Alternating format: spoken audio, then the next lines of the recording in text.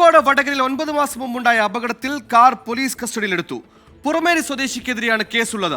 വയോധിക മരിച്ച അപകടത്തിൽ ഗുരുതരമായ പരിക്കേറ്റ 9 വയസ്സുകാരി ഇപ്പോഴും അബോധാവസ്ഥയിൽ ചികിത്സയിലാണ്. വിദേശത്തേക്ക് കടന്ന പ്രതി ഷജിലിനെ നാട്ടിലെത്തിക്കാൻ ശ്രമം തുടങ്ങിയെന്ന് പോലീസ് അറിയിക്കുന്നു.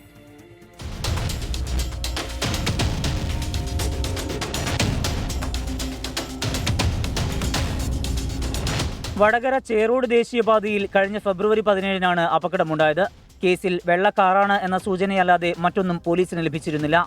ജില്ലാ ക്രൈംബ്രാഞ്ച് ഡിവൈഎസ്പി വി ബെന്നിയുടെ നേതൃത്വത്തിൽ സ്പെയർ പാർട്സ് കടകൾ കേന്ദ്രീകരിച്ചും ഇൻഷുറൻസുമായി ബന്ധപ്പെട്ടും നടത്തിയ അന്വേഷണമാണ് വഴിത്തിരിവുണ്ടായത്. അപകടത്തിൽ 62-കാരിയായ ബേബി മരിച്ചു.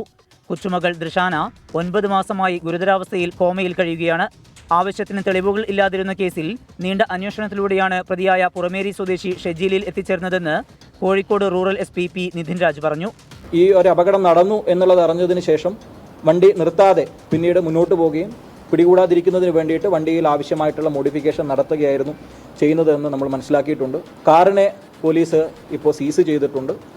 അന്നേ ദിവസം വണ്ടി ഓടിച്ച ആള് ഇന്ന് ഇപ്പോൾ UAE-ലാണുള്ളത് എന്നാണ് നമ്മൾ മനസ്സിലാക്കുന്നത്. ഉടനെ തന്നെ പ്രതിയെ നാട്ടിൽ കൊണ്ടുവരുന്നതിനാവശ്യമായിട്ടുള്ള നടപടികൾ പോലീസിന്റെ ഭാഗത്തുണ്ട്. ദൃശാനയുടെ ചികിത്സയ്ക്ക് നിർധന കുടുംബം വലയുകയാണ്. ഇതിനിടെ വാഹനം കണ്ടെത്തിയത് ഇൻഷുറൻസ് തുക ലഭിക്കാൻ സഹായിക്കും എന്നാണ് കുടുംബത്തിന്റെ പ്രതീക്ഷ.